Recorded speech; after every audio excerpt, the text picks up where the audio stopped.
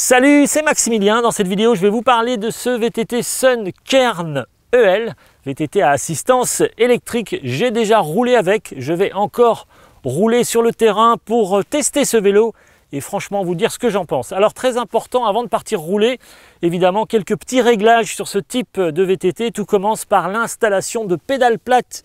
Ici, des pédales avec des picots vraiment très saillants de manière à vraiment avoir le pied qui colle à la pédale ici.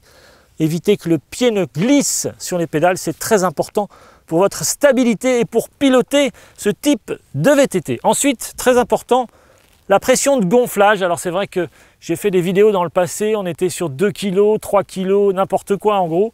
Donc moi je commence toujours par 1,5 kg avec ma pompe ici Topic Digital. Alors pourquoi digital? Eh bien franchement parce qu'il y a un petit écran ici qui affiche la pression de gonflage de votre pneumatique de manière hyper précise et franchement ça change la vie. Alors je gonfle ici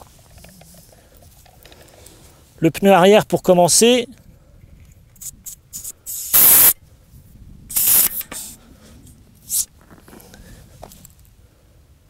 Alors là je suis à 1,3 kg.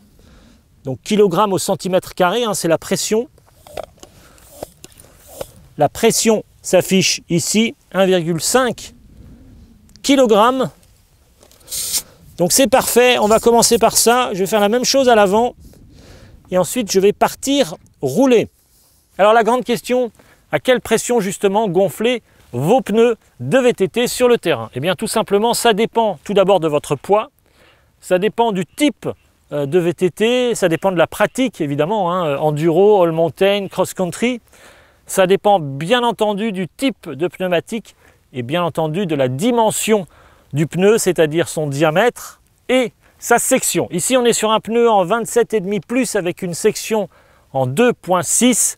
Alors moi comme d'habitude je commence par 1,5 kg, je viens de le dire, et ensuite j'ajuste en fonction de mes ressentis sur le terrain. Alors deux cas de figure, soit le pneu est trop gonflé, le pneu est trop dur, alors là vous risquez de manquer d'adhérence, vous risquez de manquer d'accroche sur le terrain et en plus franchement vous risquez de manquer de confort, ce ne sera pas terrible. Par contre, c'est vrai que les trajectoires risquent d'être un petit peu plus précises que si le pneu est vraiment sous-gonflé. Alors deuxième cas de figure, si le pneu est sous-gonflé, la pression est trop faible, vous risquez d'avoir un pneu qui va être souple, qui va être mou.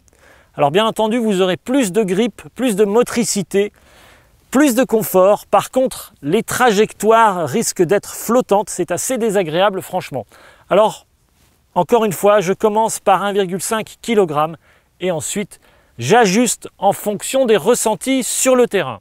Et petite astuce très importante, je mets toujours un tout petit peu plus de pression à l'arrière qu'à l'avant, c'est normal. Lorsqu'on est assis sur un VTT, d'autant plus sur un VTT comme celui-ci, le poids, mon poids est plutôt sur l'arrière, donc c'est logique de gonfler un tout petit peu plus le pneu arrière. Merci à tous d'avoir regardé cette vidéo. Rendez-vous sur le site clubvtt.com pour plus de vidéos classées par catégorie, tutoriels, tests de matos et tests de VTT. Merci de commenter, liker et partager cette vidéo. Merci également de vous abonner sur ma chaîne YouTube.